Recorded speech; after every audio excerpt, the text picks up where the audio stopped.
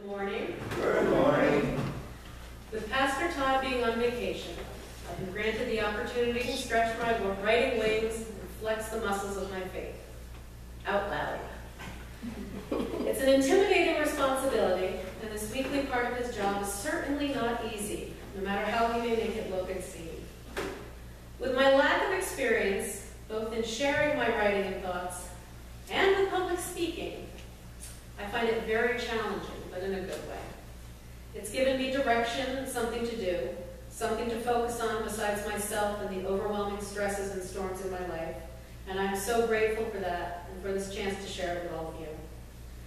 I'm sitting here on a Wednesday, unsure of what to write, uncertain of what direction to take to get across what I'd like to express.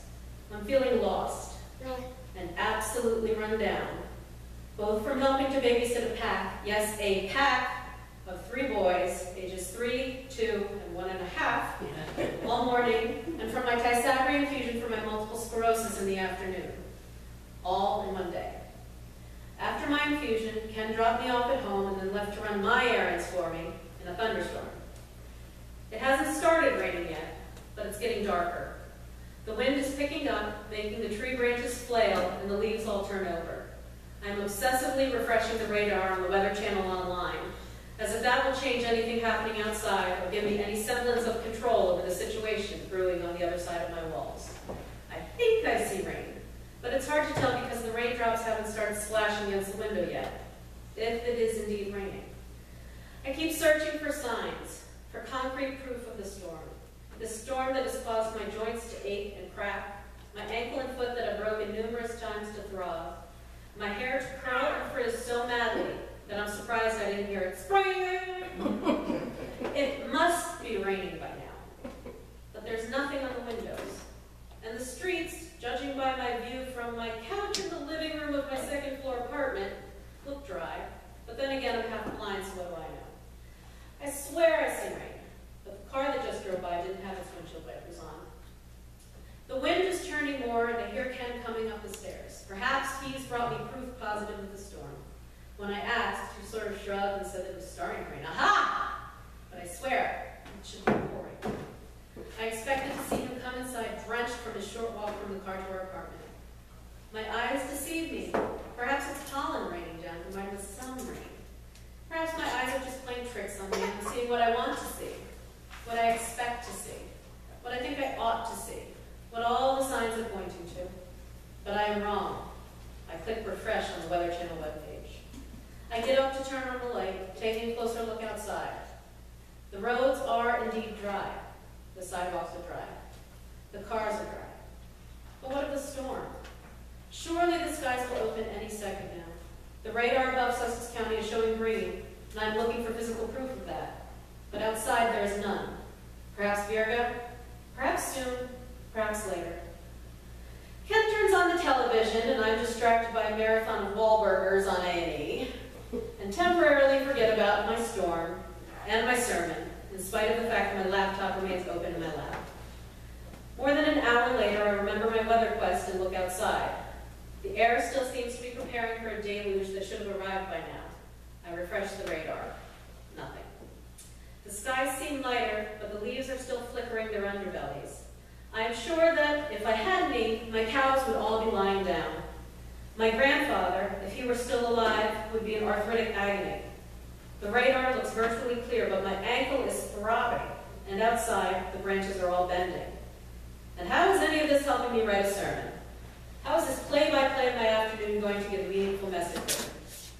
I sit here, a balled-up lump on the couch, the typical way I spend most days, searching for inspiration, searching for meaning and a purpose, waiting for the rain to come, to fill the streets, to fill streams, to fill rivers, to fill ponds and lakes and oceans, to replenish the seas, to cleanse the earth, to placate my attempted forecasting. Still, the air is filled, not with precipitation, but with my palpable anticipation, with my expectations, not just for the weather, but for myself. I'm waiting to write something significant, something inspirational, something worth reading out loud, something worth saying, something worth hearing, something worth listening to. But here I sit, in this microcosmic little boat of my life, waiting for the tides to take me somewhere, waiting for the wind to fill my sails and my boat to take some sort of direction. I sit here, I know, stagnant, unmotivated, not rowing, barely floating, waiting for the supposedly incoming storm to fill my sails, waiting for the tide to give me direction, but my anchor is still down. Even if the winds pick up and the waves start to carry me, I won't go anywhere. Andre Gide said, man cannot discover new oceans unless he has the courage to lose sight of the shore. What a frightening prospect. So what do we do? Should we let go? Do we lift our anchors and set sail? Do we trust the wind and the tides and let them carry us where they will? Do we give up trying to be the rock? Do we let go and let God fill our sails and that role? When we feel cast adrift and the waters feel still, stagnant, going nowhere, as if drought has dropped the water level and your river or your ocean is just a puddle in the middle of nowhere. When we look to the skies, waiting for the wind to fill our sails, praying for a guiding force, praying for rain, look down.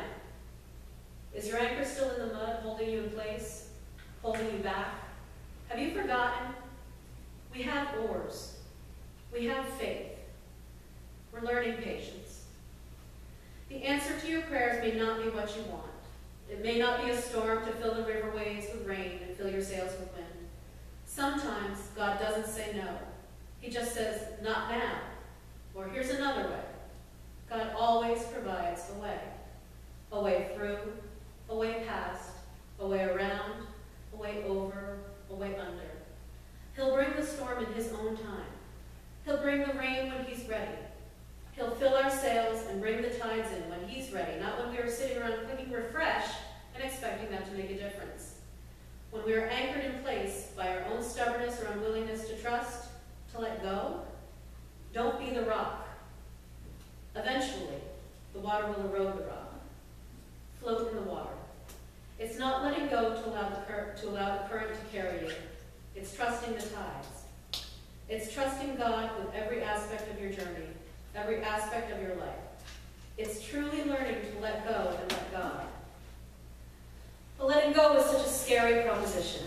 To allow God to totally be the captain of your ship, to trust him to guide you in all of your decisions, in all of your trials, to lead you wherever he may. To trust that he's there when you are choking. He's there when flames get out of control. He's there to hold you when you grieve. He's there to ease your pain when you are sick. He's there to guide your fingers while you're typing madly for hours on end, hoping to make a point.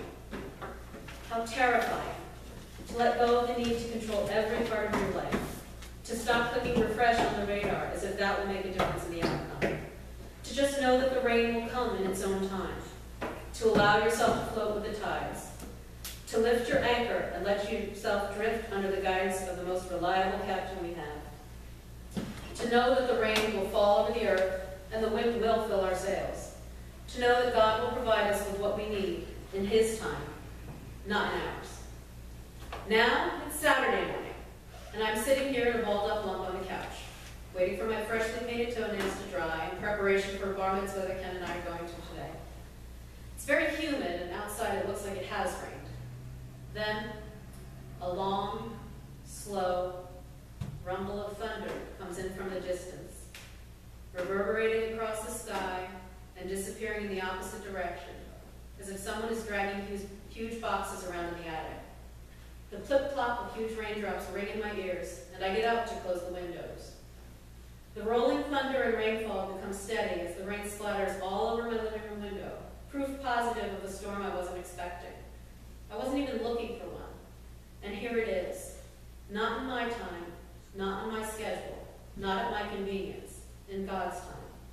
Psalm 89, verse 9 reminds us, you rule the raging of the sea. When its waves rise, you still them. Trust the tides. Let us pray.